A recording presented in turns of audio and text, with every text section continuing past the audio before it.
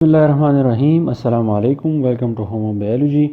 د क्लास 11 बायोलॉजी دا پدې کې مونږه فوټوسنتھسس ټاپک شروع کړو په نننی ټاپک کې به زه تاسو ته دا وایم چې کله بوټي رڼا راکاږي د نور نه نو باقي یو څو قسمه لایټي باقي یو ویزیبل لایټي بل لایټ قسم د پاره چې مونږه الټرا وایلټ ریډیشن دا ټکي استعمالو او بل لپاره مونږه انفراريډ ریډیشن ټکي چې مونږه استعمالو نو اوس ویزیبل لایټ چې دی دا څنګه دی نو په اصل کې د ویزیبل مطلب دا دی کوم څیز چې موږ ته ښکاري د هغې دپاره موږ دا ویزیبل ټکی استعمالوو ویزیبل لایټ سره ما برکټ کې لیکلی دی سپیکټرم د سپیکټرم مطلب دا دی چې کله ته فرض که تاسو فزیکس ویلی یي په کلاس 9 کې نو په هغې پریکټیکل کې موږ یو ایکسپریمنټ کوو یو ټراینګولر یو څیز چې هغې ته موږ پریزم وایو هغه پریزم چې کله موږ راوالو هغه چې کله موږ د انور رڼا ته ونیسو نو د هغې پریزم باندې چې کله د انور رڼا لګي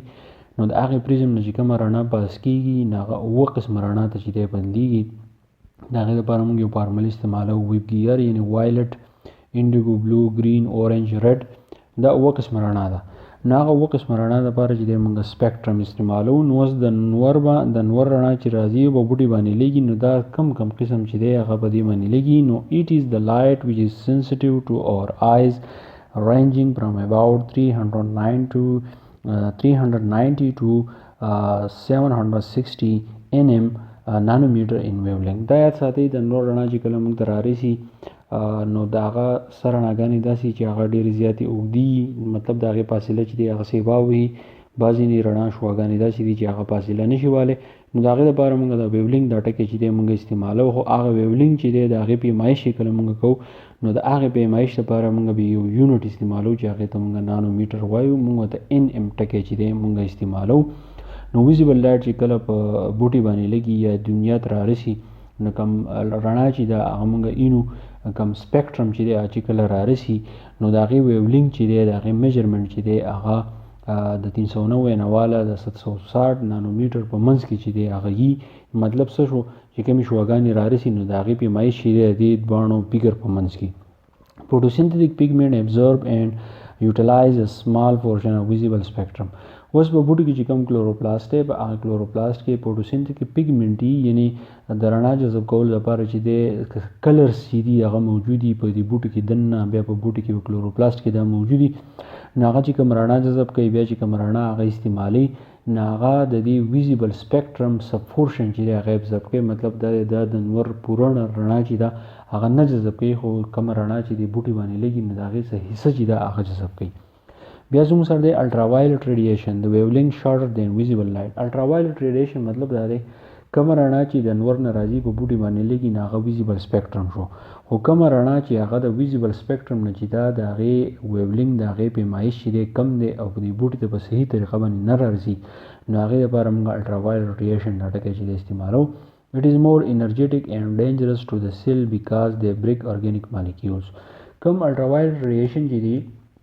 کم چې نه رارسي نو دی یو پیده ده که فرض که دا د بوټي ته رارسي نو دا دونه خطرناک چې په دې بوټي کې کم سیلونه دي کمې خولیې چې دي یا په دې کې چې کم خوراک د مخکې نه جوړ شوی کم تیار چې په دې کې پروت دي نو د الټرا وایلټ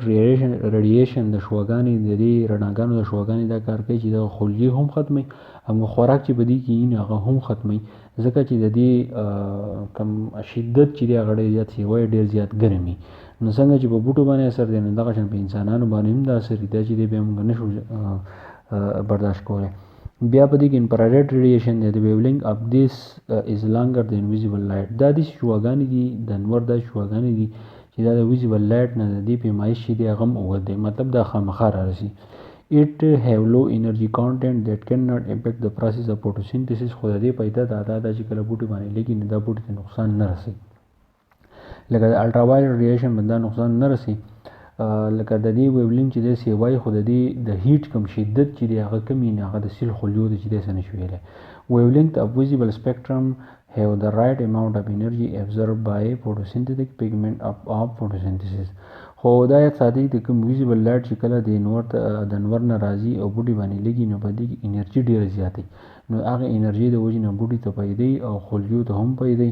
او د فوټوسینتیک پیګمنټ چې دی د فوټوسین لپاره کوم کلر چې دی ریسپانسیبل کوم مواد دي هغه د جذب کوي او انرژي ته اخلي او د هغې په بدل کې چې دی بیا په دې بوټي کې چې دی خوراک جوړېږي. about 40% of the total sunlight reach the earth surface. نو تقریبا د نور 100% رڼا چې ده هغه بوټي ته نه رارسي د ځمکې د سرفیس ته نه رارسي، صرف او صرف 40% رڼا چې ده هغه صرف رارسي د ځمکې سرفیس ته او هغه د بوټي چې دی بیا پیدا لي او کله چې موږ په سرمن باندې لګي نو موږ ته چې دی هم ویټامین ډي چې دی موږ له راکوي، خو زیاتره پیدا چې د بوټو ته ځکه چې هغه اکسیجن پیدا کوي هم خوراک پیدا کوي. دا د لایټ خبره وه.